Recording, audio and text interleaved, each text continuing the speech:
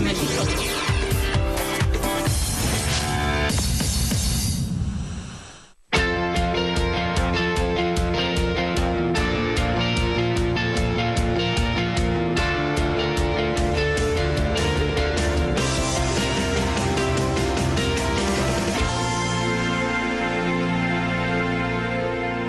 Buenas noches, bienvenidas y bienvenidos. Estamos nuevamente en CNN y le agradezco a Genaro Villamil, colega periodista mexicano que esté en este estudio de CNN en la Ciudad de México. Genaro, buenas noches, bienvenido. Buenas noches, Carmen. Genaro está presentando un libro de Grijalvo, un libro que tiene el prólogo de Elena Poniatowska, un libro de una portada fuerte, la comentábamos antes de entrar al aire, esta portada que se titula La caída, este libro que se titula La caída del telepresidente, de la imposición de las reformas a la indignación social.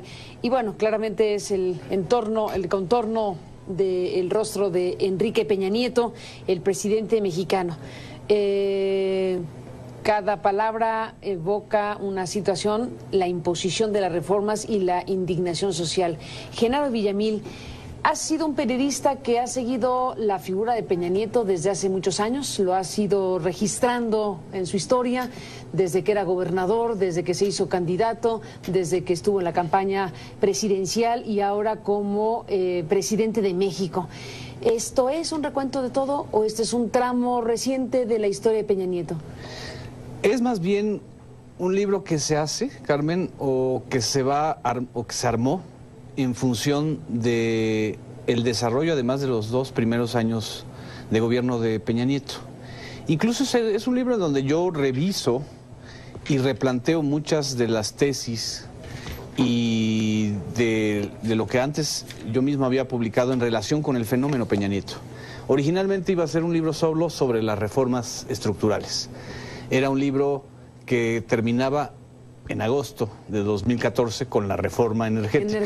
Entonces era explicar el proceso de las reformas de Peña Nieto, las reformas estructurales, y toda la mecánica de cómo se dieron, cómo se impusieron en el Congreso, cómo no hubo debate social, porque además viví esa parte como reportero, o sea, me tocó cubrir prácticamente todas las reformas de ese periodo.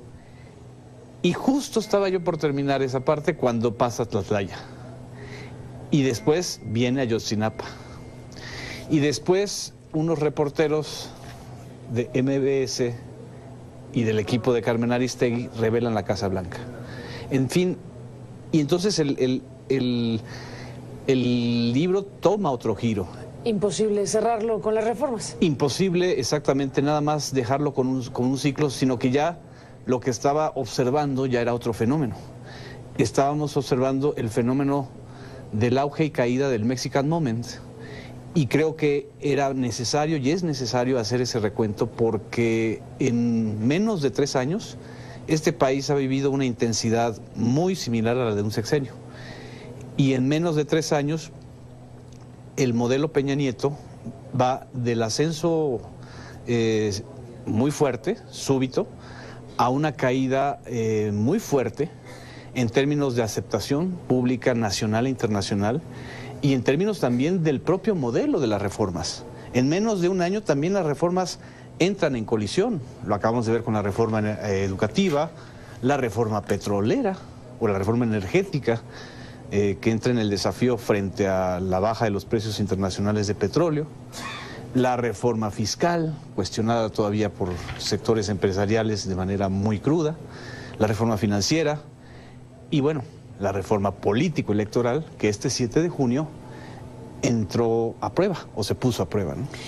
De hecho, en el mensaje en cadena nacional que pronunció Peña Nieto precisamente la noche del 7 de junio, el domingo 7 de junio, su mensaje cierra con la frase "las reformas siguen", precisamente en alusión a lo que tú estás planteando, es decir, este sexenio que se pretende distinguir precisamente por reformas estructurales, bueno, toma el momento electoral, toma la noche en donde la gente está esperando los resultados de un proceso concurrente como este que se ha llevado a cabo en México y lanza como idea final "las reformas siguen", es decir, Tú le llamas imposición de las reformas y Peña Nieto está diciendo esto continúa, esto es lo que nos da el signo del sexenio y de hecho pues en las horas posteriores y en todo este momento lo que hemos visto es la reaparición de Peña Nieto y de los secretarios de Estado hablando de las reformas.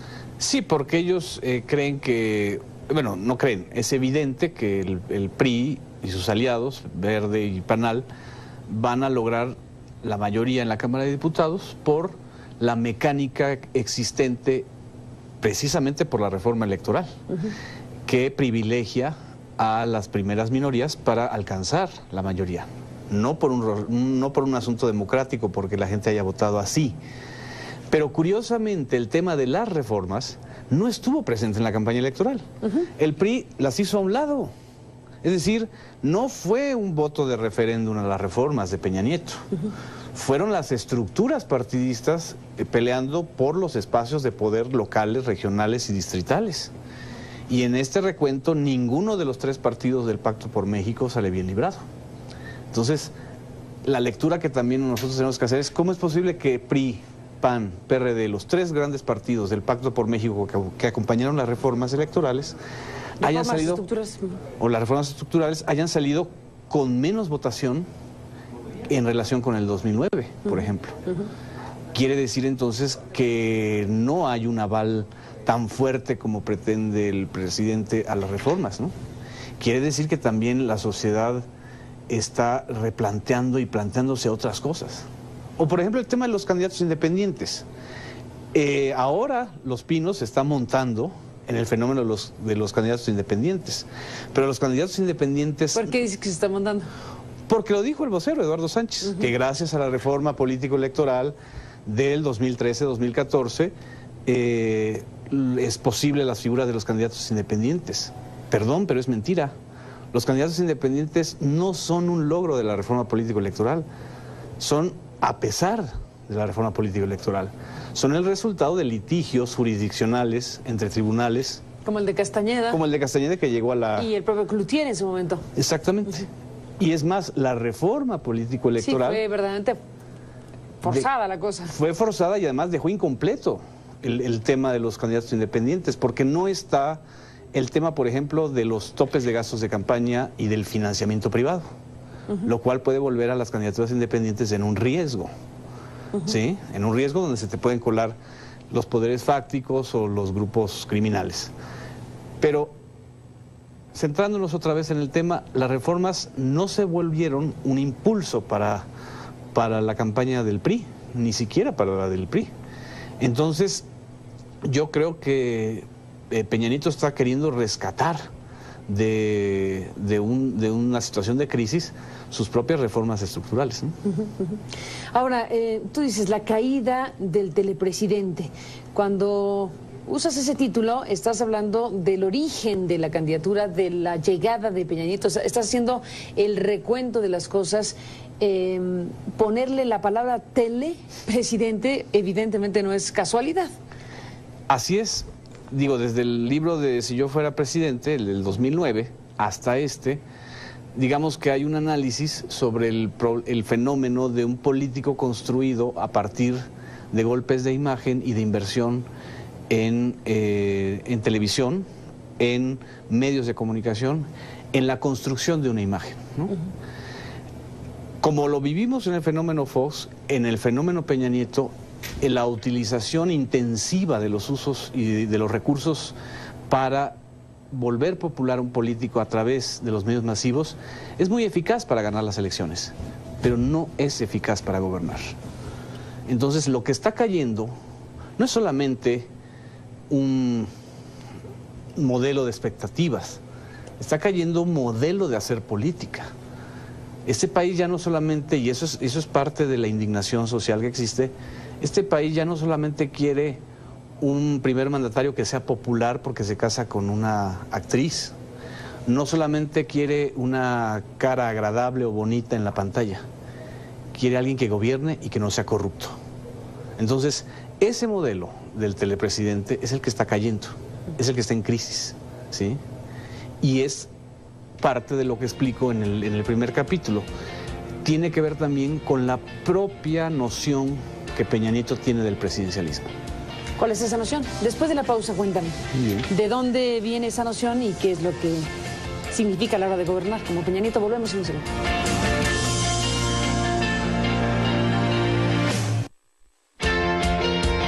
Bueno, regresamos, Genaro Villamil, en esta conversación sobre este libro que edita Penguin Random House, Grijalvo. Ibas a decir algo y te corté la inspiración para irnos a la pausa. ¿Dónde te quedaste? En la propia noción de Peña Nieto del poder presidencial o del poder político está el problema que está viviendo este país y su propia presidencia. La noción que tiene Peña del presidencialismo. Exactamente. ¿Y de dónde sacas la noción que tiene? Él hace una tesis sobre el origen del presidencialismo. ¿Su licenciatura? Es la tesis de licenciatura de la Universidad Panamericana. Cuando se dio a conocer esa tesis, muchos periodistas nos fuimos con el hecho de que estaba dedicada a Arturo Montiel. Pero en realidad no la leímos. Yo me dediqué a leerla, y a leerla en serio, para poder entender cuál es la noción que el presidente actual tiene del propio presidencialismo y de la génesis del presidencialismo. A ver, ¿y qué te encontraste en la tesis de Peña Nieto?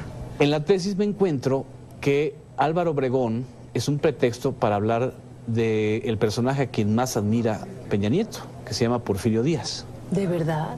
En la tesis está una larga explicación en donde él dice, y aquí lo cito en la página 39, dice: la admiración más grande de Peña Nieto no es hacia el gran caudillo sonorense Álvaro Obregón, sino al dictador Porfirio Díaz, cuyo régimen considera una dictadura benévola, que podía desenvolverse en medio del asentamiento general, formado de respeto y admiración, de temor y desconfianza, de sugestión transmitida, hasta de costumbre aceptada y aún de preocupación contagiosa. Él habla... Dictadura benévola. Él habla de una dictadura benévola. Él habla de cómo la grandeza de Porfirio Díaz, desde su punto de vista, fue haber hecho de las formas duras una manera inteligente o un arte de imponer reformas en el país. Obviamente yo estoy leyendo la tesis y digo, bueno, en algún momento va a explicar que la dictadura benévola tuvo consecuencias sociales muy graves y que por eso hubo una revolución. Una revolución social que le costó a este país 10 millones de personas muertas. No la hay. O sea, increíble viniendo de alguien que ha militado en el PRI. Increíble viniendo de alguien que está haciendo una tesis de revisión del presidencialismo mexicano. Entonces, ahí lo que me preocupa y es preocupante es que no haya una idea de las consecuencias sociales o de los conflictos sociales que generan reformas estructurales como las de Peña Nieto. Entonces, por eso este país está sembrado de conflictos sociales.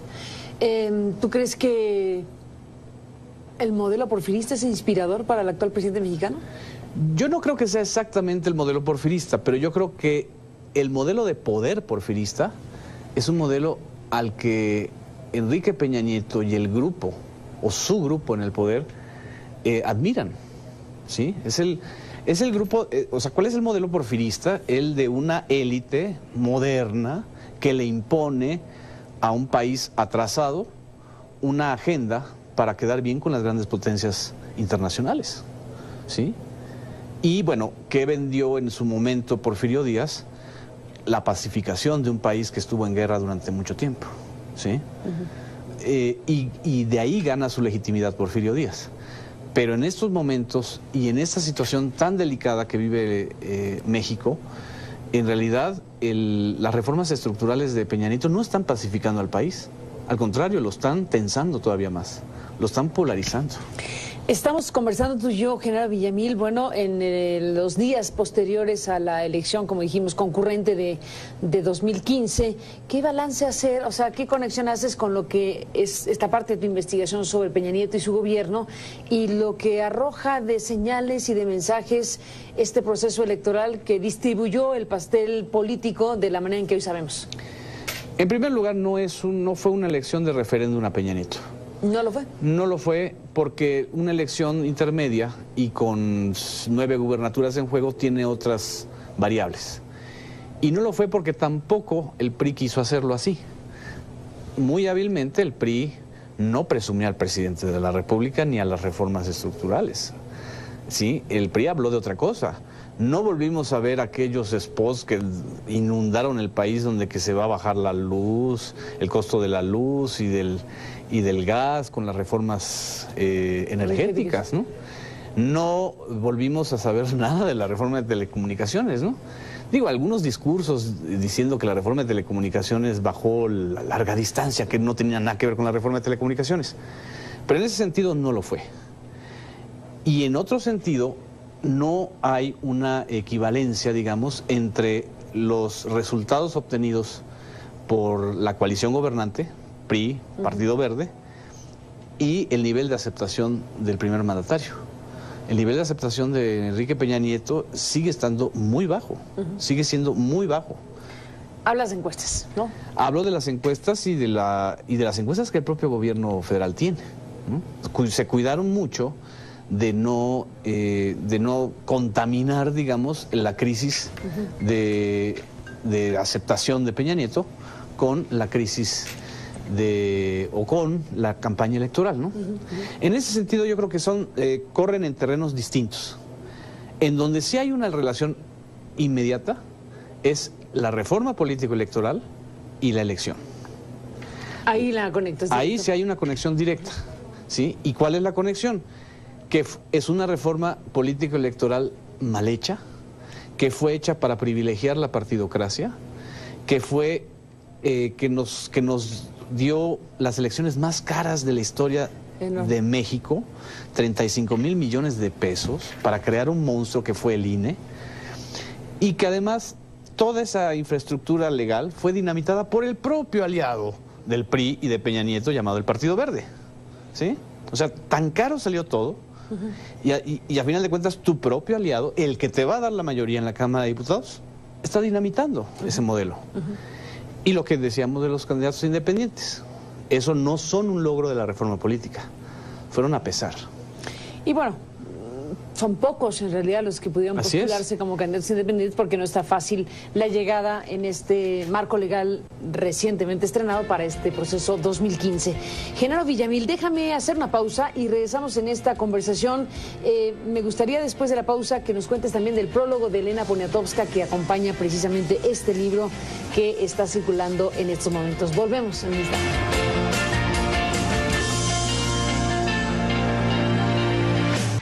Estamos de regreso un momento más con Genaro Villamil, volvemos con él.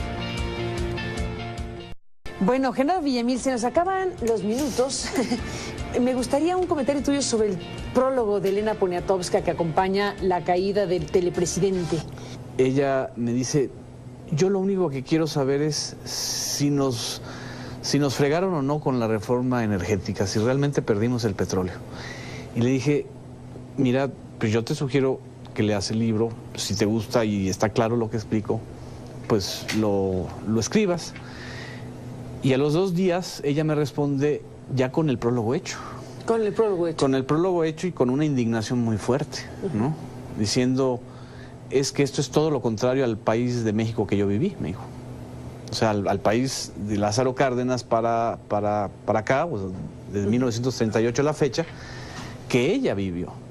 Entonces también hay un profundo replanteamiento e indignación en la generación de millones de mexicanos a los cuales se les impuso como si fueran un spot, por eso es la caída del telepresidente, reformas de un impacto impresionante, que vamos a tardar más de una generación en revertirlas, muchísimo más fuertes y profundas y con mayores consecuencias sociales que las del propio Salinas.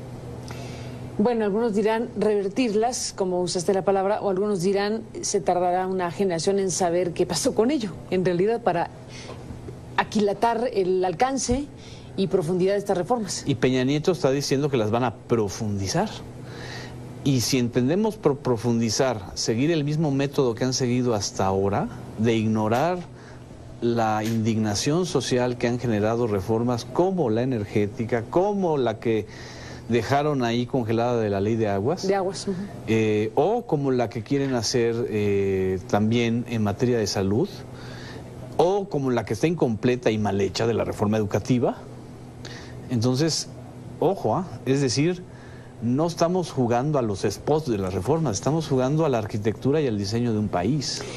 Estas elecciones son el punto de arranque para el fin del sexenio, el principio del fin de un sexenio, aunque falta un tramo largo, pero aquí ya empezamos con un punto de quiebre. ¿Qué imagina suceda en la evolución de una figura como la de Peña Nieto, con una mayoría que no alcanza suficientemente para dominar a la Cámara de Diputados, con la idea de que profundizará reformas y todo lo demás? ¿Cómo ves a un Peña Nieto en la segunda parte de su sexenio? Para empezar, es el primer presidente de los priistas, por llamarlo así, que llega a la mitad de su sexenio y en las elecciones intermedias con un declive. Todos los presidentes priistas, incluyendo Ernesto Zedillo, que empezó con una situación muy grave, dramática, con 37% de aceptación, llegó al 97, a la elección del 97, con un índice de aceptación muy grande, ¿no? Ya no se diga Salinas, que Salinas recupera el país y la legitimidad que no le fue obtenida en las urnas a través de su operación política y de Pronasol, y Miguel de la Madrid igual, y López Portillo, pues ni qué decir. Pero es el primer presidente priista que llega en una situación de mucho descontento, de vulnerabilidad, o como un propio priista me lo dijo, me dice, es que en 3 años se agotó un sexenio y ya no saben qué hacer. ¿En 3 años se agotó el sexenio? En 3 años se agotaron el sexenio porque además las reformas fueron así continuas, ¿no? Y luego de repente se revientan muchos conflictos que estaban ahí soterrados. Lo de Ayotzinapa, a final de cuentas, es el resultado de... Te detienes en el libro sobre Ayotzinapa de manera importante. Hay todo un capítulo donde digo es el Mexican Moment al Mexican Murder, que es muy, muy fuerte. Qué fuerte. Porque además no es un título mío, es un título del Washington Post. Es cuando vuelven a ver, sobre todo la prensa extranjera vuelve a ver lo que no había querido ver, que este sigue siendo un país en donde hay narcofosas, es un país donde siguen las ejecuciones extrajudiciales, donde la violación de los derechos humanos es cada vez mayor. Y el caso Ayotzinapa pues se vuelve el crisol de todo esto. Ese asunto, si el gobierno de Peña Nieto no lo resuelve y no lo sabe resolver como no lo ha sabido resolver, está arrastrando a su sexenio a una de las crisis más fuertes en materia de derechos humanos y en materia además de legitimación social y de imagen internacional. El tema Ayotzinapa sigue siendo quizá uno de los más importantes de atención internacional. De atención mundial, no es para menos por lo que se trata precisamente este caso de los jóvenes estudiantes de Ayotzinapa como uno de los ángulos, uno de los capítulos muy importantes y relevantes de México y que está desde luego en el seguimiento de lo que llamas la caída del telepresidente. Este libro que está circulando y que te agradezco hayas estado aquí para conversarlo con el público de CNN. Al contrario, Carmen. Gracias, Genaro Villamil, por estar aquí y gracias a usted que nos permitió acompañarle. Pásela bien. Buenas noches, hasta mañana.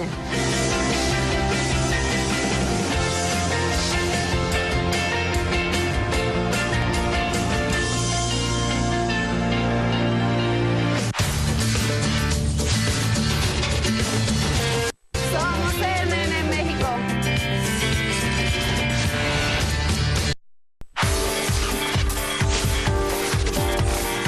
Somos México.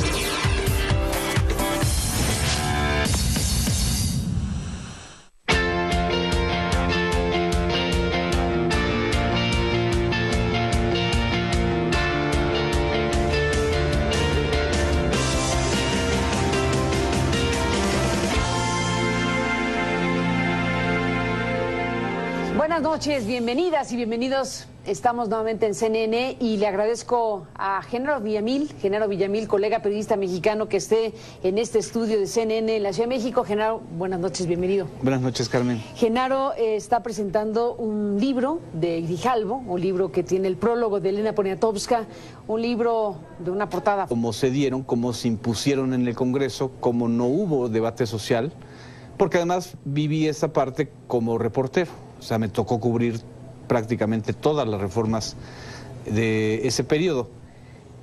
Y justo estaba yo por terminar esa parte cuando pasa Tlatlaya. Y después viene Ayotzinapa. Y después unos reporteros de MBS y del equipo de Carmen Aristegui revelan la Casa Blanca. En fin, y entonces el